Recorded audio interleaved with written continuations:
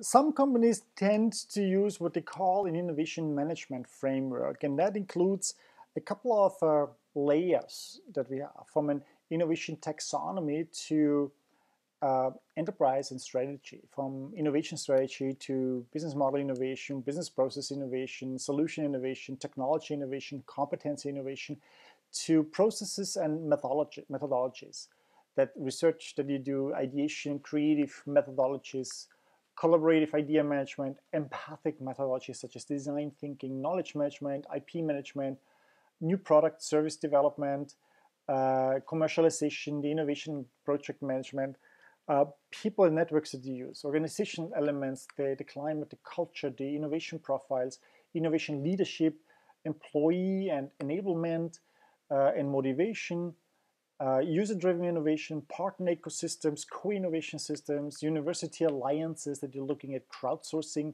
but also then orchestration and governance with innovation management strategy, innovation governance roles, innovation initiative management, organizational learning of innovation management capabilities, and innovation measurement.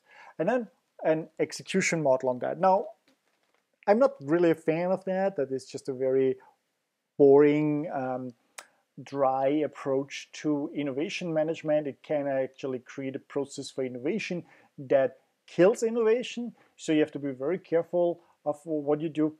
What I recommend is look into platforms, and we'll go into them now. Look into platforms where people can find each other in your company and share ideas and work on that. And here are some examples. One example is my Starbucks idea. Starbucks, everyone knows that coffee house chain. And what they do is they have an online platform where people, their customers basically, so it's not just employees, it's their customers actually, can submit ideas and discuss ideas. And you see those product ideas and experience ideas and involvement ideas that they have, like they're alone 35,000 suggestions for coffee and espresso drinks. You're getting crazy when you just read this number. How can you improve in 35,000 different weak coffee and espresso drinks? Apparently people have this idea. Now, what motivates people participating in there? Well, if you see that your idea is getting implemented, that may be very, very rewarding. Also, they use some gamification techniques so that you ramp up and level up and become a more prominent member on that site. Another company called Venture Spirit is doing something in a similar way. What they are doing is they host innovation events where people work together, hackathons, and this all accompanied by a platform where those people can find themselves. And so they use also talents, people who are helping with the entrepreneurs who are building this idea and finding a team, and then investors who are looking into that and maybe at the end even invest in that. Another platform from a Hungarian, California-based startup is called Binovative, and they are actually also handing out an innovation score that you have. This is your innovation, your creativity level that you have, and there you can participate in ideas. These are platforms that you can use in your own company, license them, and run through that. IDEO. IDEO is a design company in Palo Alto that is known for having invented or having designed for Apple the computer mouse, but also the children toothbrush with this thick handle is one of their work. So they also have what is called runs on the Open IDEO, a way to open and have online challenges on ideas. So you see the different stages from inspiration to concept phase to the evaluation phase to a winner phase, where people can participate in idea creation and bringing ideas forward until really realizing those ideas. Spigot is another example. Spigot is a platform that allows corporations to have employees participate in ideas by giving them a virtual budget, and with this virtual budget they basically buy shares in an idea. It's like in the stock market. Instead of stocks, you buy ideas, and ideas that bubble up because a lot of people think they are good raise my portfolio and they are going up, and then there's budget put behind that. This idea can be just improvement ideas of how to do a process more efficient, to really new stuff. You never know what's coming out there. That was actually the original trigger for that was Idea Street, and that was a Department for Work and Pensions in the UK that used it by having their employees participate in that and buy shares in ideas. And it turns out that the best person, the person who found the best ideas, was some lonely, lone employee somewhere in the countryside.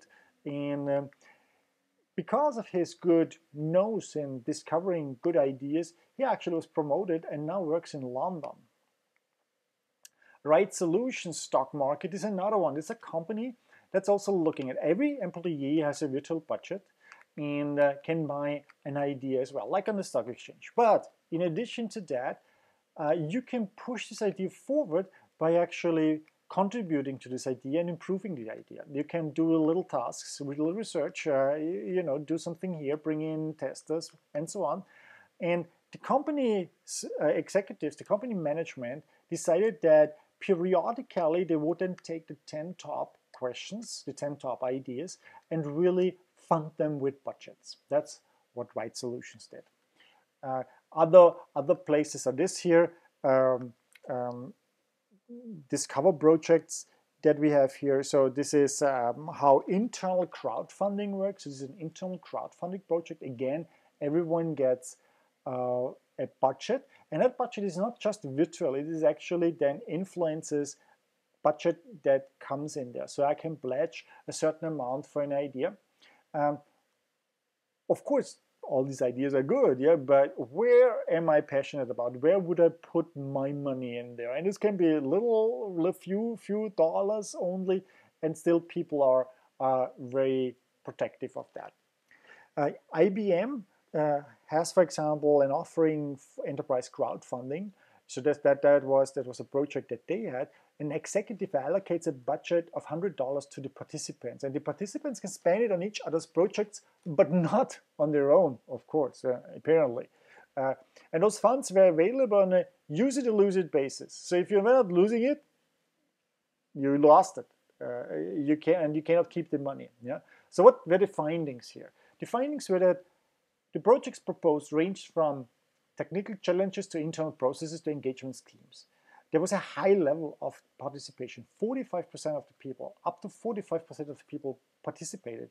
The incentives that were offered on each project did not seem to be regarded as important by the employees. So it was not about incentives, it was about really, apparently, the ideas.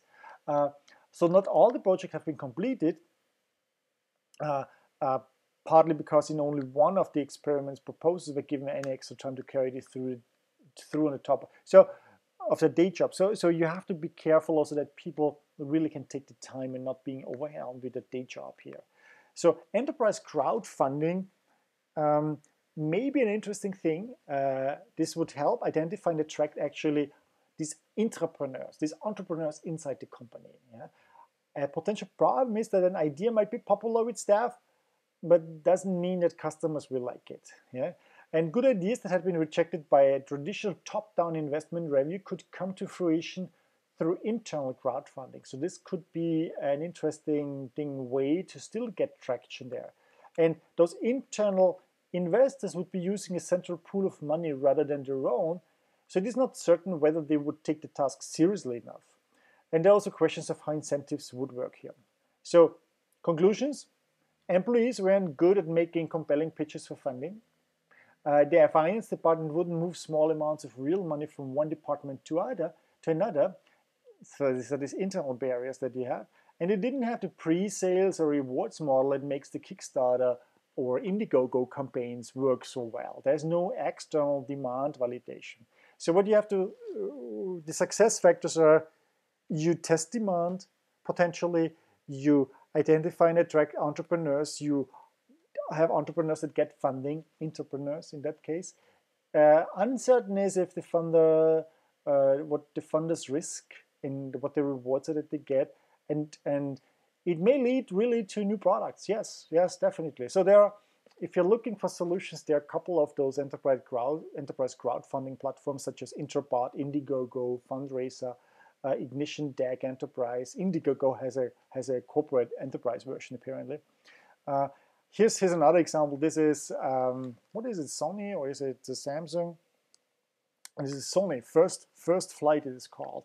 So this is also projects that we have there, and this is also a similar way of funding future ideas, the future lab as they call it.